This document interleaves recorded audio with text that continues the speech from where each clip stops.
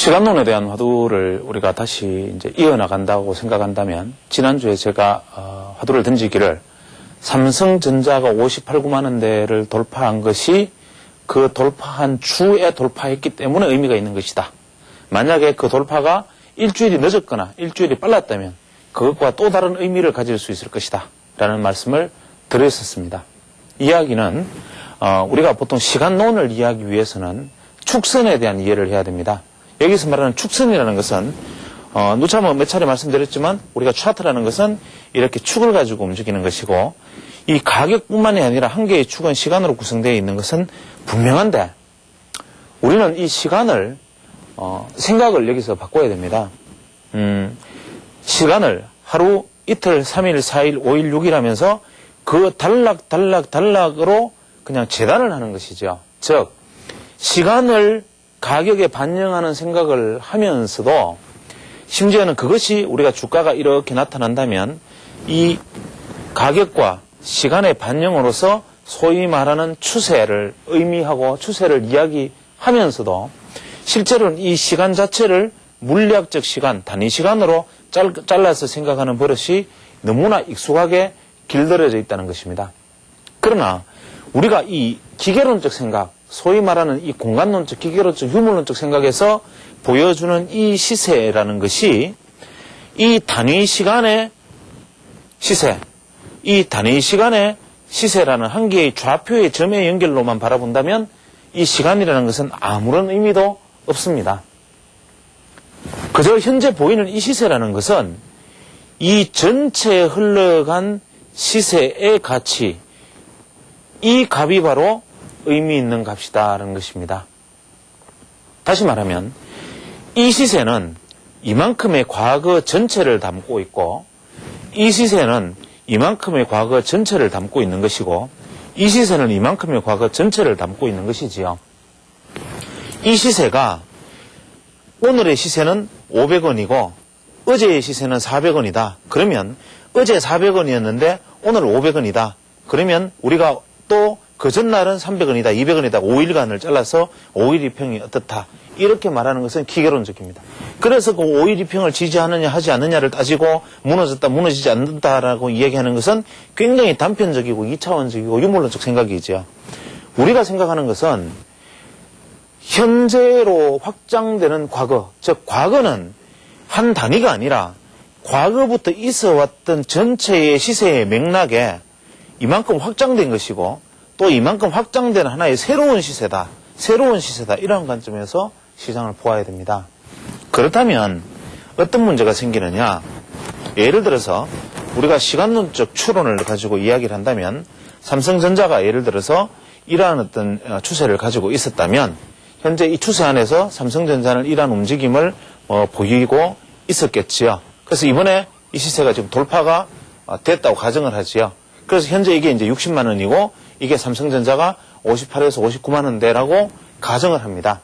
그렇다면 현재 우리가 축선 안에서 놓여 있었던 것은 무엇이냐 하면 앞서 출연자가 얘기했던 것처럼 고점 돌파에서 고점 돌파하는 종목만 나는 매수한다. 소위 말하는 추격 매수를 한다.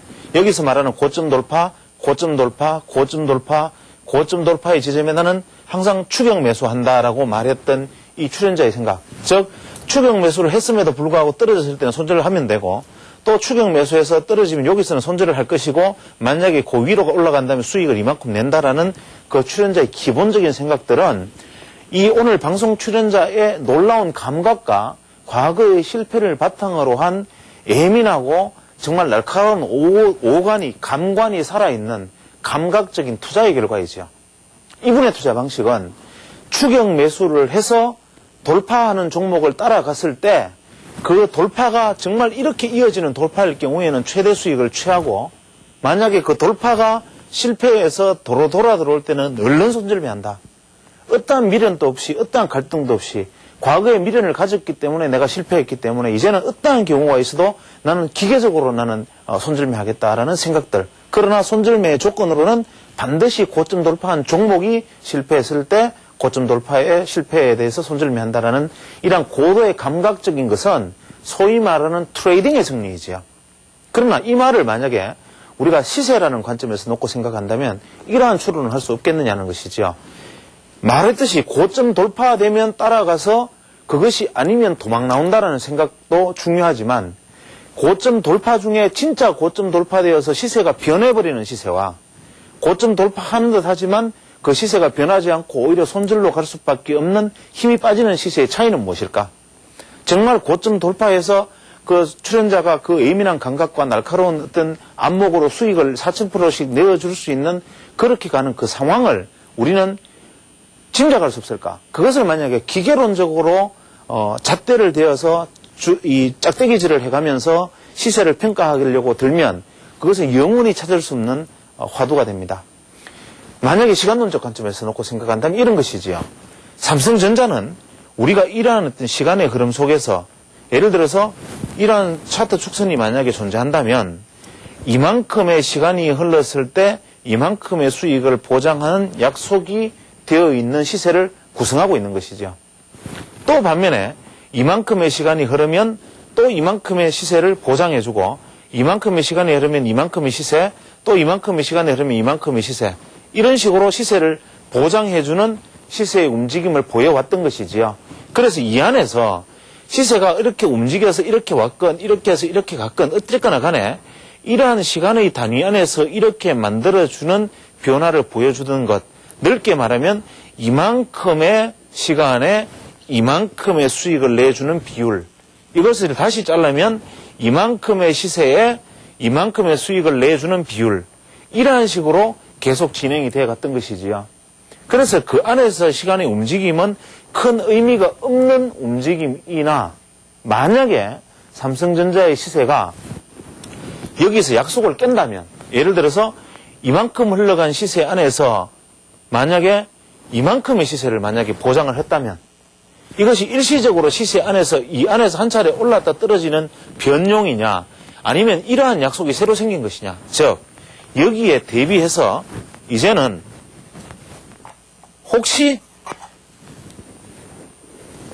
이만큼의 시세에 이만큼의 시간을 변용해주는, 즉 약속해주는 시세의 변화가 일어난 것은 아닌가라는 생각도 해볼 수 있는 지점이 있다는 것이죠.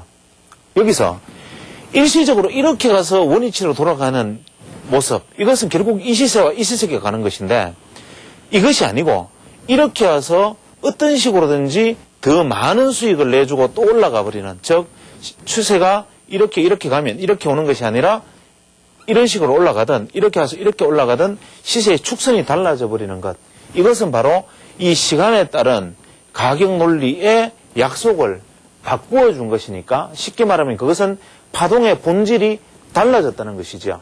즉 이렇게 긴 구간의 한 개의 파동의 시세를 변화시켜줬다는 것인데, 이 파동의 변화는 우리가 논리적 구조, 기계적 구조로 보통 말해주고 있는 구조, 예를 들면 엘리어트 파동이론에서 피보나치를 차용했을 때, 엘리어트가 한 이야기는 아니지만 우리가 피보나치의 비를 가지고 차용해서 시세를 이야기할 때 이렇게 얘기를 합니다.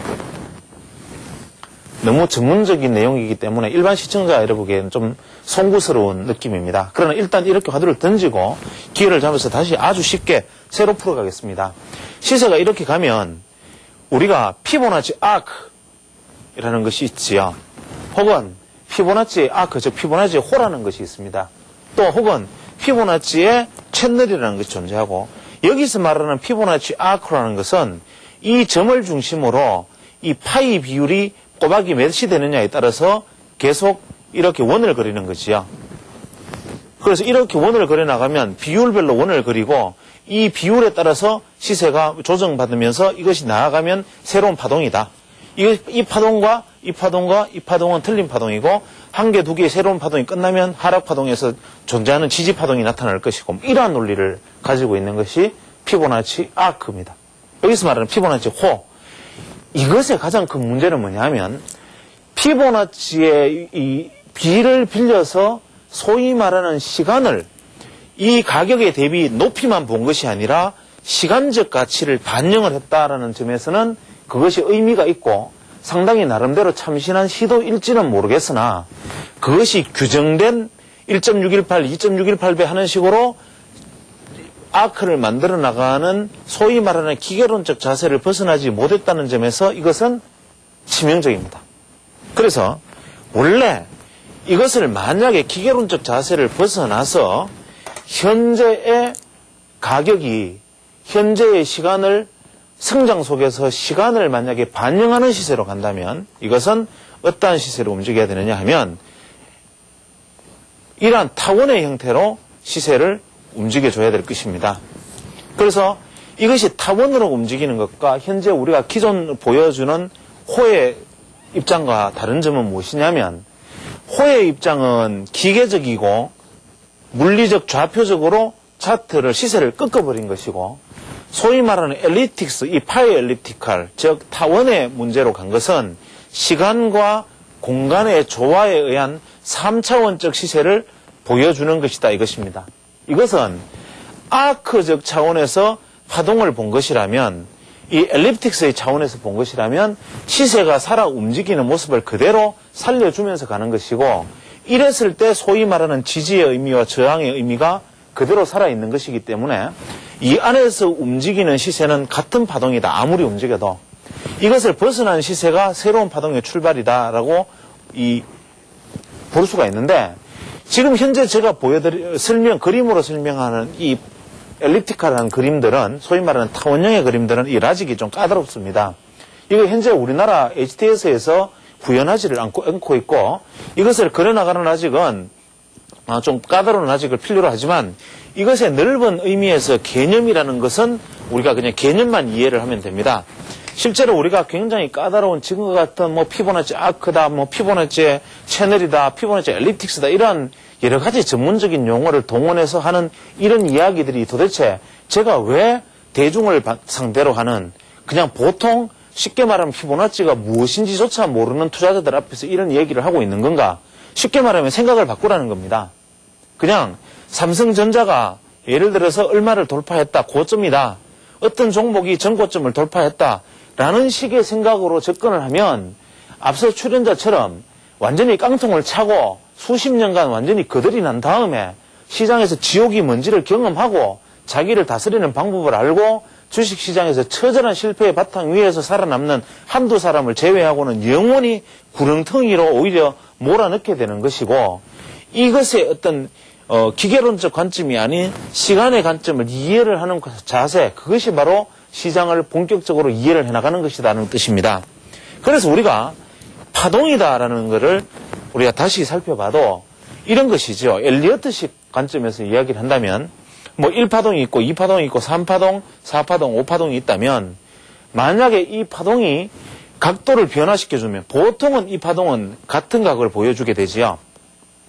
이 상승파동의 상승파동은 같은 각이고 상승파동이 각이 틀려지면 이 시세는 보통 마감을 의미하는 것입니다. 그것은 무엇이냐면 시세의 축선이 유지를 하다가 이것이 이렇게 각이 바뀌든 각도가 바뀐다라는 것은 현재의 시세가 축선을 벗어나 있던 것을 보정한다라는 의미에 속하는 것입니다. 혹은 분출한다는 의미에 속하는 것이기도 하지요. 예를 들어서 우리가 정상적으로 가야 할 시세가 이런 것인데 우리가 시세의 움직임이 이러한 것이라면 이 시세는 이러한 것으로 간다면 시세를 보정하려 하는 것이고 시세가 이러한 식의 상승을 보이다가 이렇게 올라가 버린다면 마지막 분출을 하는 것이다라는 것으로 살펴볼 수가 있죠.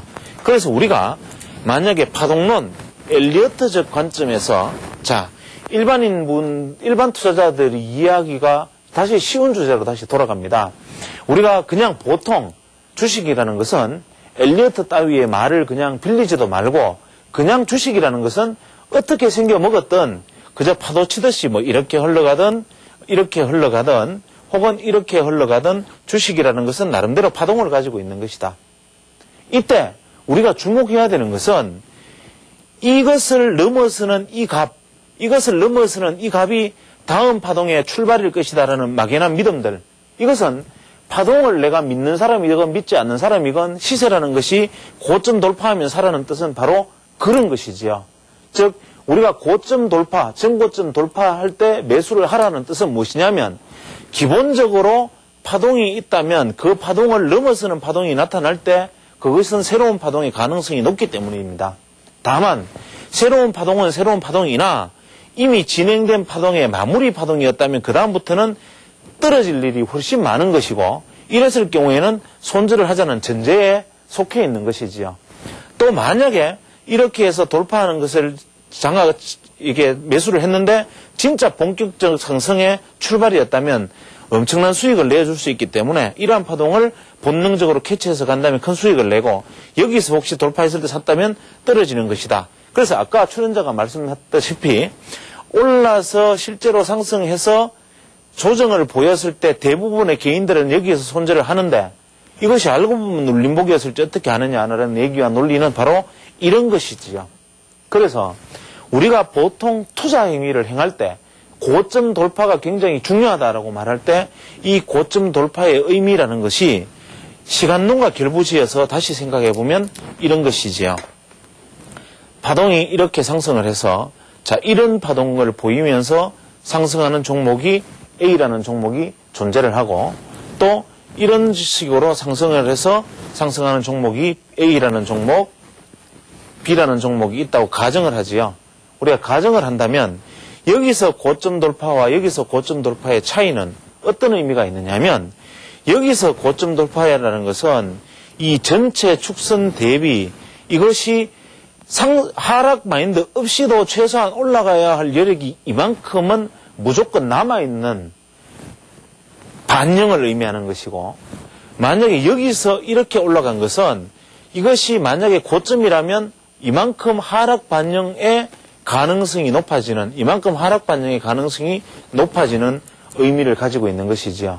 따라서 우리가 시세라는 것이 이만큼 시간을 반영을 해서 고점을 돌파해 가는 시세와 시간의 포함이 부족한 상태로 돌파해 나가는 것의 의미는 대단한 차이가 있는 것이다. 다시 말하면 이렇게 해서 이렇게 나아가는 것은 새로운 파동의 출발일 수도 있지만 기존 어떤 파동의 축선상에서 그냥 그렇게 쭉쭉 흘러가는 흐름일 수 있고, 시장이 만약에 이렇게 가서 이렇게 가서 이렇게 가는 것이라면 이까지의 어떤 파동은 완전히 끝내고 새로운 준비 이후에 다시 가는 파동이기 때문에 시장은 전반적으로 엘립티컬, 소위 말하는 타원의 형태로 새로운 시세가 출발하는 것이다 하는 것입니다.